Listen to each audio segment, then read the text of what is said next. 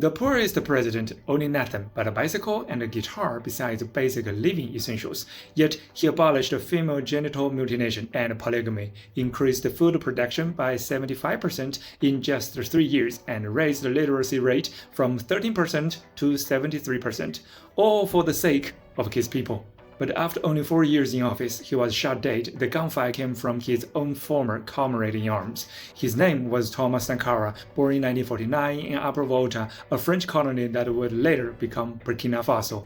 As a young man, Sankara excelled in math and French. Priests tried to persuade him to study at a seminary, but he believed religion could not help people live better lives. His life changed when he met Adama Traoré, a teacher who privately taught him about Marxist ideas and how French used foreign aid to keep exploiting African nations. In 1969, at age 20, Sankara graduated as a lieutenant and was sent to Madagascar for further training.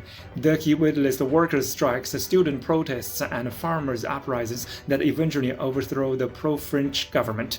That experience planted a question in his heart. If the people of Burkina Faso could wake up, could we also achieve true independence? In 1974, a border conflict broke out with Mali over colonial-era boundaries.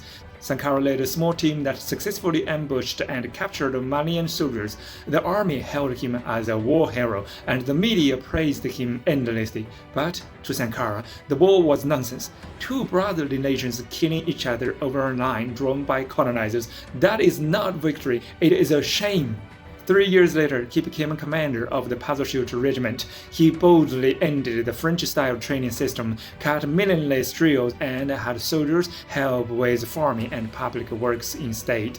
In his view, a soldier is not just someone with a gun. He is a citizen who must help build his country. He often told his men, a soldier who doesn't know why he fights is more dangerous than the enemy. It was during this time that he met Blaise Compaoré, a talented officer who shared his revolutionary ideals. Sankara quickly promoted him to deputy commander. After another coup, Sankara was appointed Secretary of State for Information.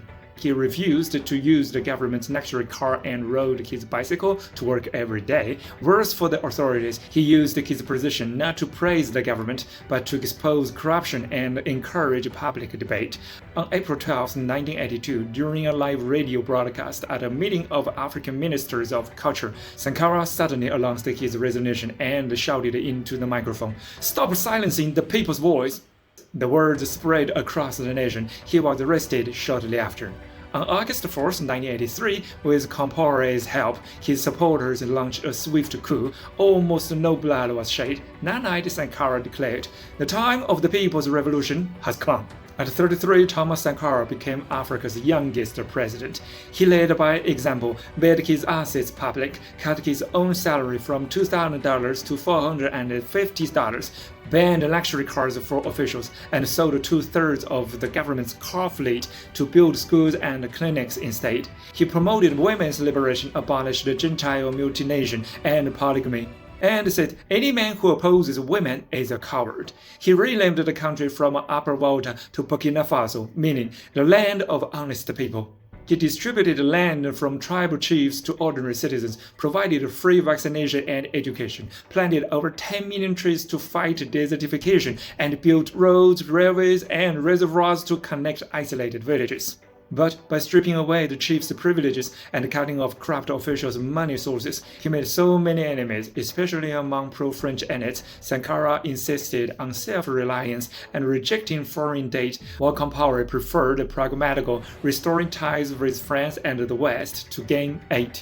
Their conflict grew irreconcilable. On October 15, 1987, Sankara was surrounded in a meeting room. Realizing it was over, he calmly said to his comrades, "Stay there, they came for me." He opened the door and was killed instantly at just 37 years old. All 13 of his aides were also executed. Compaoré later announced that Sankara had died accidentally and declared himself president. He reversed Sankara's reforms, reopened the country to French and IMF aid, and ruled for 27 years.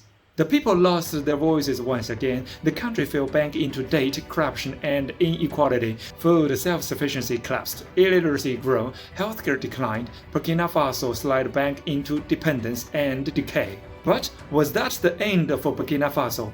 Not quite. A new generation of leaders is now rising, inspired by Sankara's spirit. Because as the people of Burkina Faso have proven with their courage and with their blood, you can kill a revolutionary, but you can never kill the ideals of a revolution. Follow me, an Eastern perspective, to see the world.